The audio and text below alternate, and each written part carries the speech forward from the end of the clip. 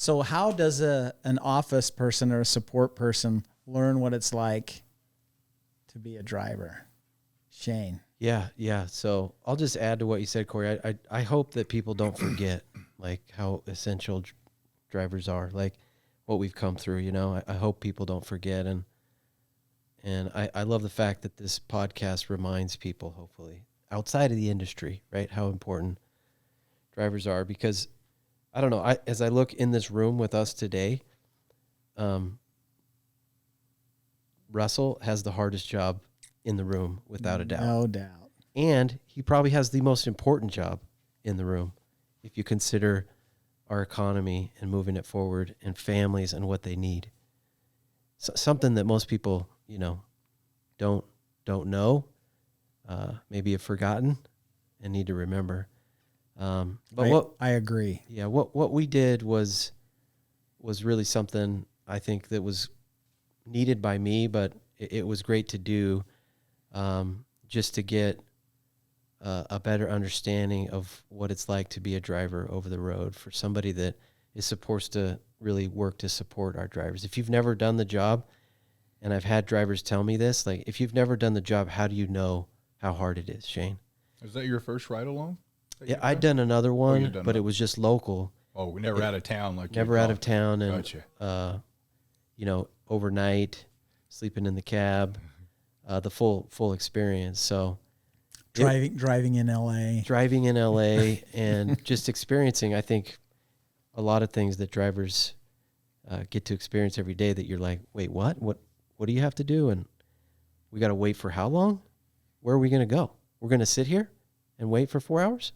Oh, wait. You said wait 3 times in the last 20 seconds. Yeah. Was that a part of your experience? It was. When we started out, Russell started his clock, and we needed to find an empty, and that was a challenge. It took us a couple hours to find an empty. Wow. Which I don't know if that's a standard practice, but it was a little frustrating. Did that start out like here in Phoenix? You guys started out in Phoenix, so you had to start out looking for an empty here. Yeah. And then find your way over to... Yeah, and I was amazed at how Russell handled it. Like, he was just a professional. He didn't get upset. He was just calm and cool, and we went to 2 spots, couldn't find it. He called his driver manager. He offered up a couple of other locations. We went and we found one at the 3rd location.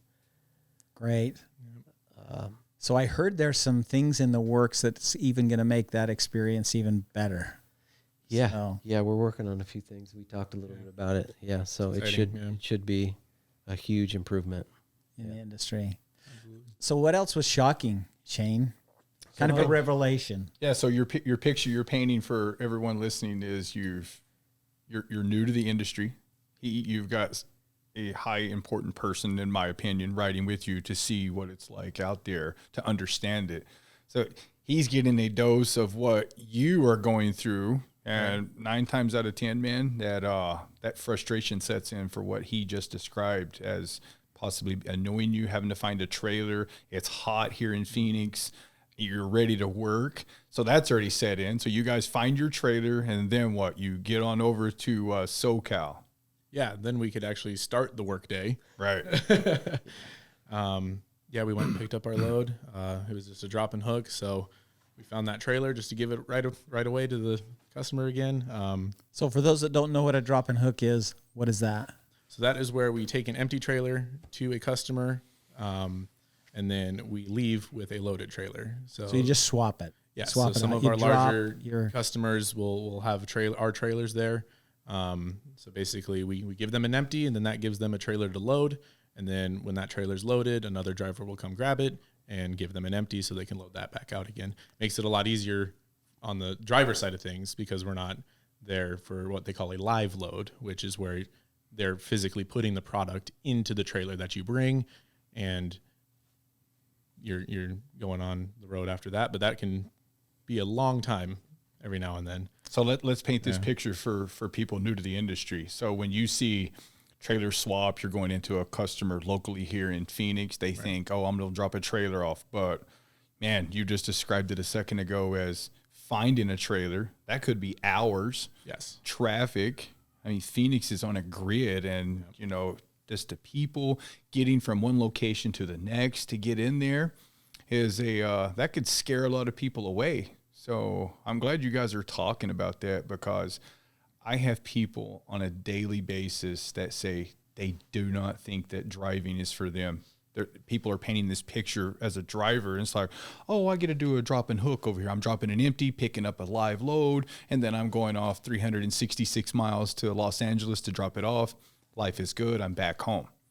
Yeah. And that's not always the case. No, not always the case. In this particular drop and hook, it was even more difficult than usual, because I had to physically remove. So I brought the empty trailer. I had to drop my empty trailer in their parking lot somewhere, grab the loaded trailer out of their dock door, bring the loaded trailer somewhere else in the parking lot, drop the loaded trailer, rehook to my empty trailer, back the empty trailer into the dock, unhook from that, and then hook up to my loaded trailer.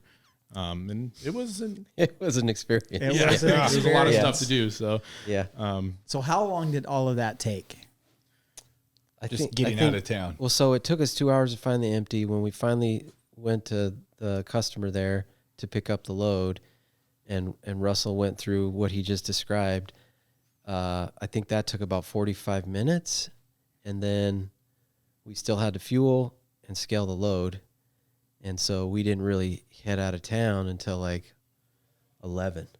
Yeah. I think. Yeah, close to 11. So let me ask you a question, Shane. So you're being asked to do a ride along, Yeah. and in your mind, it's I thinking, wanted to do it, yeah. Will. I wasn't asked. Let me rephrase that. I'm just kidding. You volunteered kidding. yourself to see I what did, it's because like I really did want to know. being a driver. Yeah. So Yeah. locally, so you're here, you've already went through the 2 hours, you're getting, behind in schedule, knowing you have to be in a different city. Yeah. Okay. And so in your mind, you're thinking, what at this point? Does it change your perception actually getting to go through?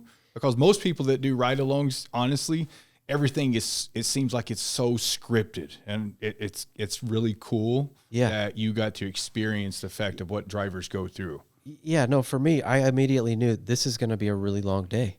After we got all of that done, and we're heading on we're headed to LA, and I know how far it is because I lived in California, and we're just starting out. So I'm like, this is going to be a long day. And I think Russell and I talked about that. I'm like, is this how it is every day for you? Like, because I was doing the math, and I'm like, we're going to get to the Fontana yard around 7:30. Right. And I was just like, man, is this what it's like? And he was like, yeah, it is, Shane. It's a tough job. And that didn't take into account that night you're going to sleep in the bunk, maybe not get the best night's sleep. Hopefully you do. I got 4 hours of sleep. The cab was super comfy. AC was blowing. It was nice. He's driving a really nice truck, Right. which, by the way, he keeps it immaculate. Like, I was really impressed with how clean he keeps his truck. So, Well, that's because he knew you were coming. I don't think right? it was scripted, though. I think that's how he is. When people come to my house, I clean it extra special. Yeah. No, that's good. So why do you keep your truck clean? I got to live in it, and there's a sense of pride with keeping the outside of the truck clean too. We all want to have the nice shiny red truck going down the road. But the inside, like, that's my home, and I'm a trainer as well. So, to me, it's not very professional for someone that's new to the company, probably new to the industry, getting into a truck that's a mess inside. Right. Exactly. It puts a bad image on me. So I like to keep a clean truck all the time. I know how I feel if I need to get an Uber and the Uber driver drives up, and if their car is spotless, been freshly vacuumed, has an air freshener in it, I just feel so much more comfortable. Yeah. And you don't have to worry about that. That says a lot about you, man, because you'd be amazed at how many times a brand new person to the industry gets in someone's truck. There's bottles, there's trash, there's dog hair. I mean, it's not very warm and inviting when you get into a home like that. They're already making a big lifestyle change, right? Leaving their home to live in a truck, right? So already it's not a glamorous life. Why make it worse by now it's a trash pit inside? Oh, that's such great advice. I think it's great Says a lot advice. about you. Good for you. I want to share with you guys the other side of that, you know, you're internally motivated to have a great working place and living place in your truck and keep it clean.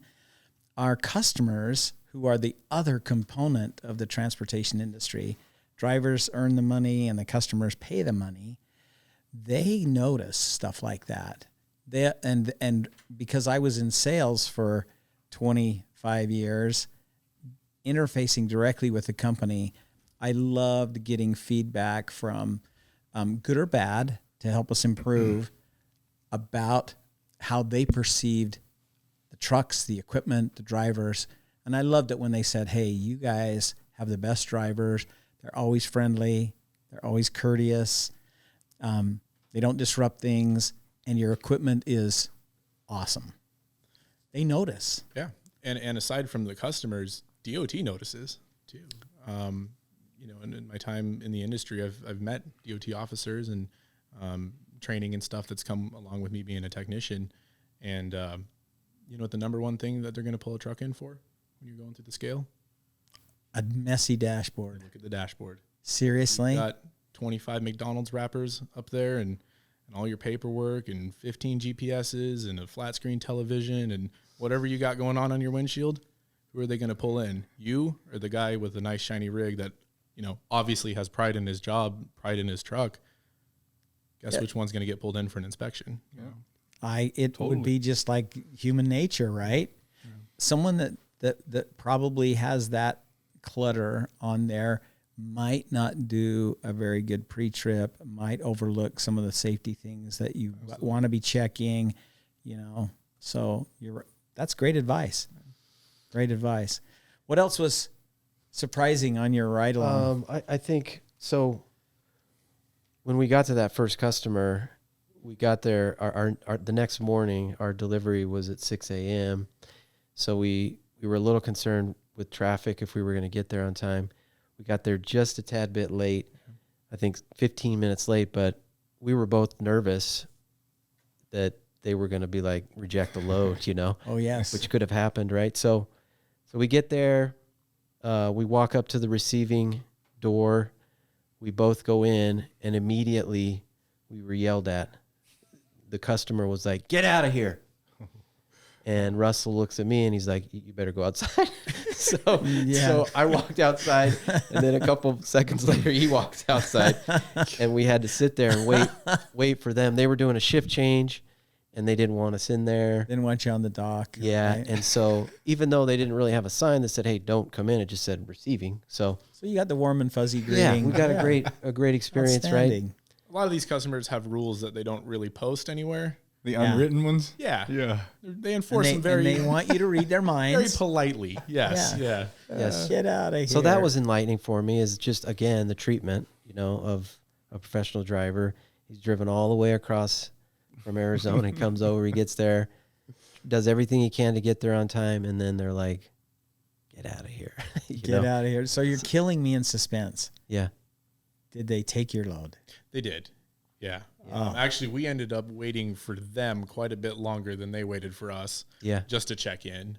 Yeah. Wow. So that kind of gave the illusion that we weren't really as late as we. Which the other amazing part of it is his ability to back the truck in, because it was super tight in their yard, and I was like, man, are you nervous? Are you nervous about this? Because I'm looking at it like, how are we going to get in there and get out? And he was like, no, I've done this before. I've done this a lot of times, so we'll be fine. And he crushed it. He just maneuvered right into this super tight spot around these other trucks, you know, into this bay, just like a champ.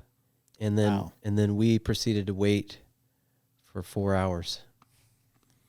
It was a live unload. Oh, man. And so we had a lot of time to get to know each other. Exactly. And talk about family, which was great. Yeah. But again, that's the real experience. I think our driving a professional driver experience is out on the road, and something that we perhaps in the office don't fully appreciate. Thank you for watching that clip. I hope you enjoyed it. If you want to see more clips like that, please click here. Or if you'd like to check out a full episode, click here. And don't forget to subscribe to us on YouTube.